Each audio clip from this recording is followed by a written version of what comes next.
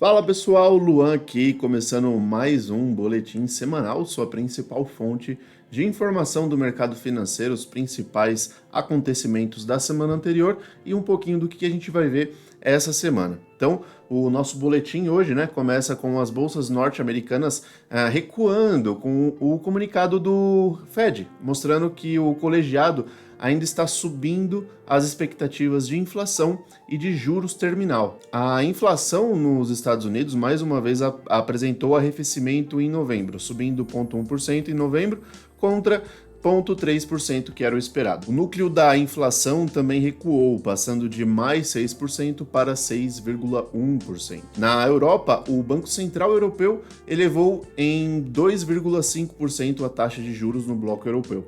Com os riscos de inflação persistentes ainda preocupando a autoridade monetária, apesar do arrefecimento da última leitura de inflação na região. Os analistas estão apontando 60% de chance de uma possível recessão nos Estados Unidos e 80% na Europa.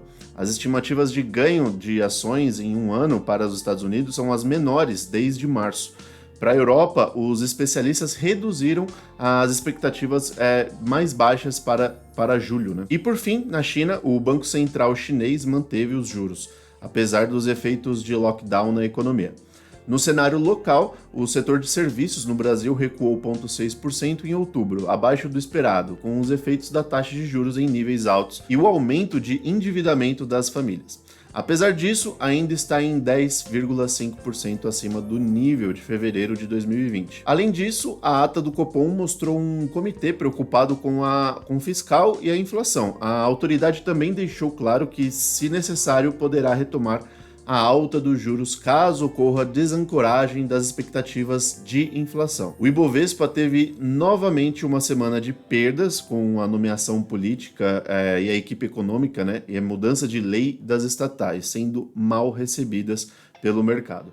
Nesse contexto, os juros futuro e o dólar subiram, enquanto os papéis de estatais pesaram no índice.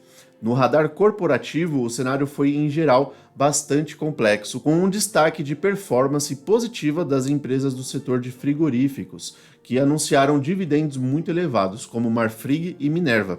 Em commodities, o petróleo encerrou a semana em alta de 3,79%, apesar das preocupações com uma recessão ainda em foco, com essa questão aí das relações ao futuro da oferta global. As estatais tiveram uma alta volatilidade na semana, repercutindo negativamente a alteração na lei das estatais pela Câmara na última terça-feira, dia 13/12, com o objetivo de viabilizar a nomeação de cargos políticos nas campanhas. A notícia não foi bem recebida no mercado, que enxerga risco de governança, comprometendo e ainda risco de corrupção no curto e médio prazo. No final de semana, os rumores de que o assunto foi muito mal recebido e talvez não fosse levado ao Senado deram uma acalmada nos ânimos, mas o mercado ficará com o radar ligado aí em qualquer sinal sobre isso. Dentro disso, os setores varejistas ainda sofrem com o mercado de juros trabalhando em alta por questões fiscais e políticas. Na área das commodities, o barril de petróleo subiu na semana de queda das commodities metálicas. E na curva de juros, a curva de juros subiu 50 pontos nos vértices mais longos, com as nomeações políticas na equipe econômica e mudanças na lei das estatais. A volta de interferências políticas maiores nas estatais e incertezas fiscais contribuíram para a deteriorização do cenário doméstico. No campo da renda fixa, as taxas de renda fixas tiveram uma elevação com a curva de juros e NTN-Bs abrindo após a Câmara ter aprovado alterações na lei das estatais.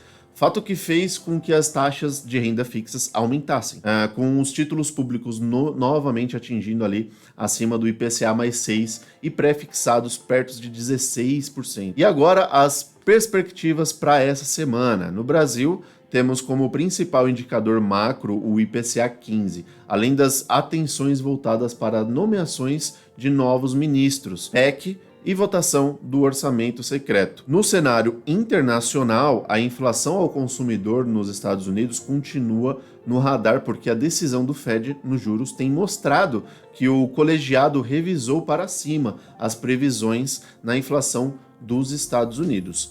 E esse foi o nosso boletim semanal. Espero que você tenha gostado. Até semana que vem.